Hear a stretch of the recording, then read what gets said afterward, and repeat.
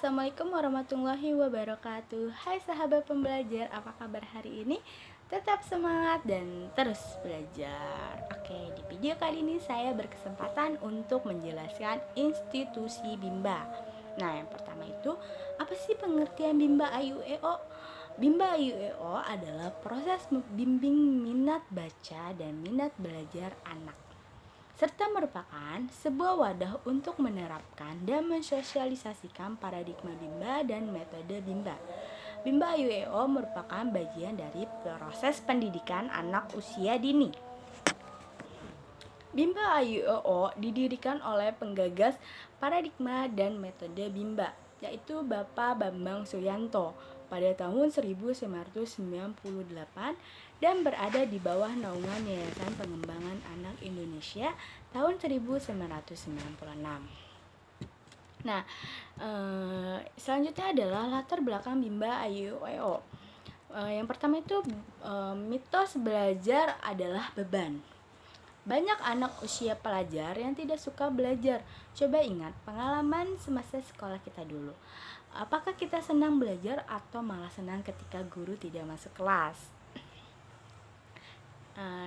Kayaknya kebanyakan senang ketika guru nggak masuk kelas ya.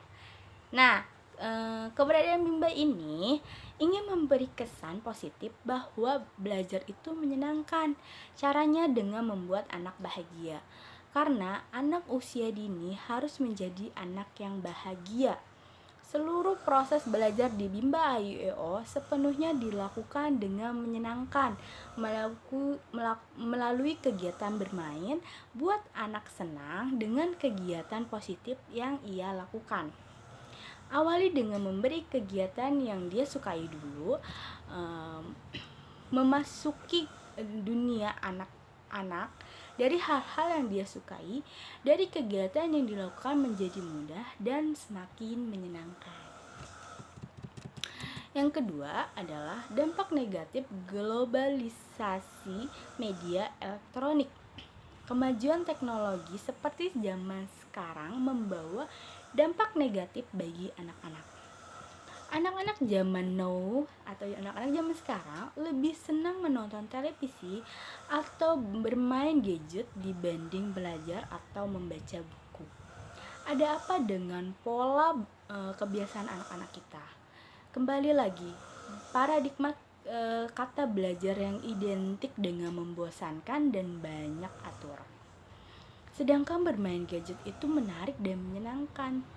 Nah, Bimba AYUEO hadir dengan konsep bermain sambil belajar yang akan memenuhi hak anak untuk mendapatkan pendidikan tanpa merampas kesenangan untuk bermain.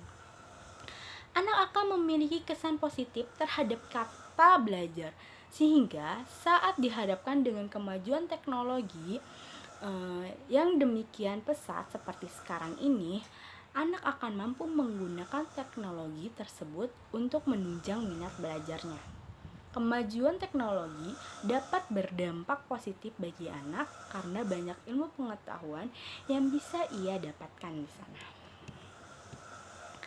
Nah, yang selanjutnya atau yang ketiga adalah rendahnya minat baca dan minat belajar di Indonesia.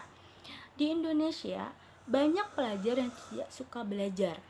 Jika belajar saja tidak suka, bagaimana dengan membaca buku? Pasti sangat membosankan. Ketika anak dibimbakan, maka anak bukan hanya bisa baca, tapi juga mengerti makna apa yang dibaca. Karakter minat belajar akan semakin meningkat, minat baca pun akan mengikuti, sehingga kemampuan membaca akan meningkat secara luar biasa.